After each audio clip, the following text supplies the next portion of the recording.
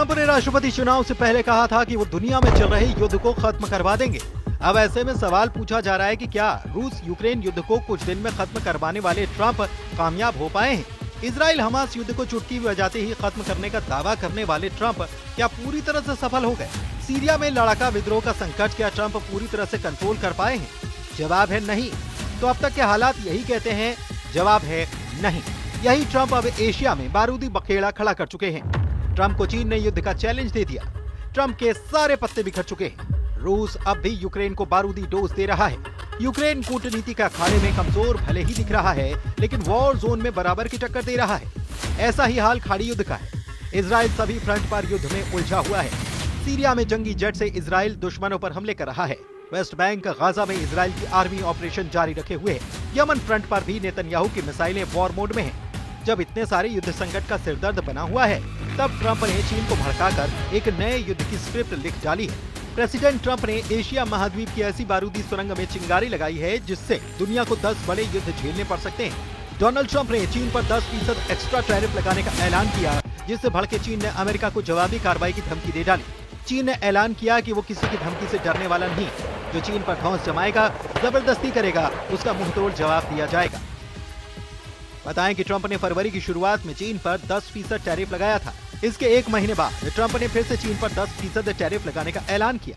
चीन को टैरिफ की मार से चिढ़ा रहे ट्रंप को जिनपिंग ने करारा जवाब कुछ यूं दिया। अब चीन के विदेश मंत्रालय के प्रवक्ता ने कहा है कि अमेरिका अगर सही मायने में फेंटेनाइल मुद्दे को हल करना चाहता है तो उसे एक दूसरे की चिंताओं को दूर करने के लिए बराबरी, आपसी सम्मान और पारस्परिकता के आधार पर चीन के साथ बात करना चाहिए। और अगर अमेरिका खुफिया इरादे रखता है और वो टैरिफ युद्ध, व्यापार युद्ध या फिर किसी अन्य तरह का युद्ध छेड़ने पर जोर देता है, तो चीन आखिर तक उसे निभाएगा।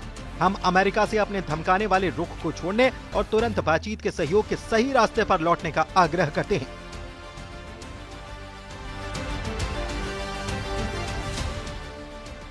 ट्रंप ने चीन को ट्रेड वॉर टेरर दिखाया, जिसके जवाब में ड्रैगन आर पार के युद्ध में उतर आया। चीन सिर्फ टैरिफ की वजह से ही ट्रंप से गुस्सा नहीं है। जिनपिंग का गुस्सा कई वजहों को लेकर है, जिसमें शिनजियांग से लेकर फेंटेनाइल ड्रग और ताइवान भी शामिल है। अमेरिका में फेंटेनाइल ड्रग की वजह से हर साल हजारों मौतें होती हैं, जिसके लिए अमेरिका चीन को जिम्मेदार बताता है, जबकि चीन ने ड्रग से हुई मौत के लिए सुपर पावर को अपने गिरेबान में झांकने की नसीहत दे डाली है। चीन के विदेश मंत्रालय के प्रवक्ता ने कहा है कि अमेरिका ने फेंटेनाइल मुद्दे को बहाना बनाते हुए अमेरिका को निर्यात किए जाने वाले चीनी उत्पादों पर एक बार फिर से टैरिफ लगाने का बहाना बनाया है। चीन ने बार बार अपना विरोध जताया है, जरूरी और जवाबी कदम उठाए हैं। अगर अमेरिका वास्तव में फेंटेनाइल मुद्दे को हल करना चाहता है, तो उसे अपनी संबंधित चिंताओं को हल करने के लिए समानता, सम्मान और पारस्परिक लाभ के आधार पर चीन से बातचीत करना चाहिए।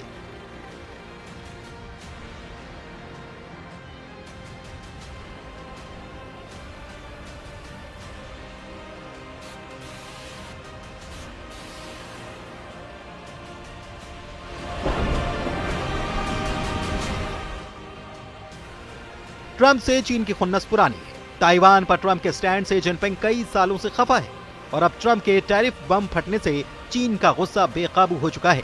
लेकिन ट्रंप के लिए चीन से भिड़ना बेहद हानिकारक साबित हो सकता है। सुपर पावर मौजूदा 10 फ्रंट पर घिरा हुआ है। यूक्रेन रूस युद्ध की गेम चेंजर बनने चले ट्रंप पूरी तरह से फंसे हैं। इजराइल हमास युद्ध में ट्रंप का कोई कार्ड नहीं चल रहा। सीरिया में भी ट्रंप के सारे दावे फेल हो चुके हैं, तो ईरान के आगे ट्रंप की दाल नहीं गल रही। उधर यमन के हूती फाइटर्स ट्रंप को लगातार चैलेंज दे रहे हैं। लेबनान में हिजबुल्ला लड़ाके नेतन्याहू के साथ ट्रंप को युद्ध के लिए ललकार रहे हैं। उत्तर कोरिया के किम जोंग उन ट्रंप को हाइपरसोनिक मिसाइल दिखाकर डरा रहे हैं। अब यूरोपियन यूनियन के कई देशों को ट्रंप ने अमेरिका के खिलाफ करार दिया है। तुर्की ने खुल्लम खुल्ला सभी फ्रंट पर ट्रंप से टक्कर लेने का ऐलान कर रखा है। इन सबसे भी बड़ा थ्रेट अब ट्रंप के लिए चीन बनकर सामने आ गया है।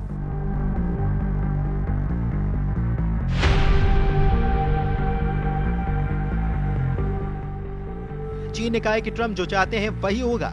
युद्ध चाहते हैं तो भीषण होगा, इतना भीषण कि अमेरिका की कई पीढ़ियां यह युद्ध याद रखेंगी। ड्रैगन ने अमेरिका के खिलाफ आग उगलना शुरू कर दिया है। चीन के विदेश मंत्रालय के प्रवक्ता लिन जियान का ये तेजाबी बयान फिर से सुन लीजिए। 2 अप्रैल से दुनिया भर में जैसे को तैसा टैरिफ लगाने का ऐलान किया गया है। उन्होंने कहा कि जो भी हम पर जितना टैरिफ लगाएगा, हम भी उन पर उतना ही लगाएंगे। ट्रंप ने हंसते हुए कहा कि मैं इसे 1 अप्रैल को लागू करना चाहता था, लेकिन फिर लोग इसे अप्रैल फूल समझते। अमेरिकी राष्ट्रपति डोनाल्ड ट्रंप ने कहा कि यह सिस्टम अमेरिका के लिए उचित नहीं है और न ही कभी थी। यूएस प्रेसिडेंट जिस बात को इतने हल्के में ले रहे हैं उसे चीन ने बहुत सीरियसली बना दिया है।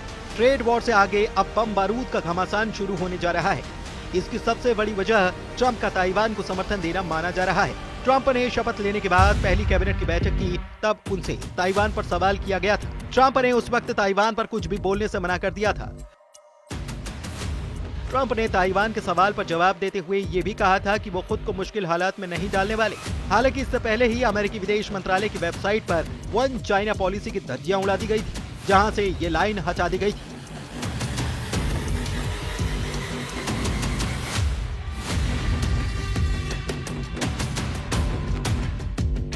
अमेरिकी विदेश मंत्रालय की वेबसाइट से वो लाइन हटा ली गई थी जिसमें लिखा था कि हम ताइवान की स्वतंत्रता का समर्थन नहीं करते। बता दें कि 12 फरवरी को ही चीन ने अमेरिका पर चीन सागर में जंगी जेट उड़ाने के भी आरोप लगाए थे। पीएलए के पूर्वी थिएटर कमांड ने बयान में दावा किया था कि यूएस नेवी के 2 जंगी जहाजों ने इंटरनेशनल सी रूट को तोड़ा था। एक के बाद एक हुए इन घटनाक्रम ने अमेरिका और चीन के बीच तनातनी को बढ़ा दिया। लंबे वक्त से सुलग रही चिंगारी को ट्रंप ने टैरिफ की आग देकर बड़ा बारूदी बखेड़ा बना दिया है। अब अगर चीन और अमेरिका युद्ध के मैदान में सीधे टकराते हैं तो महाविनाश की शुरुआत हो सकती है।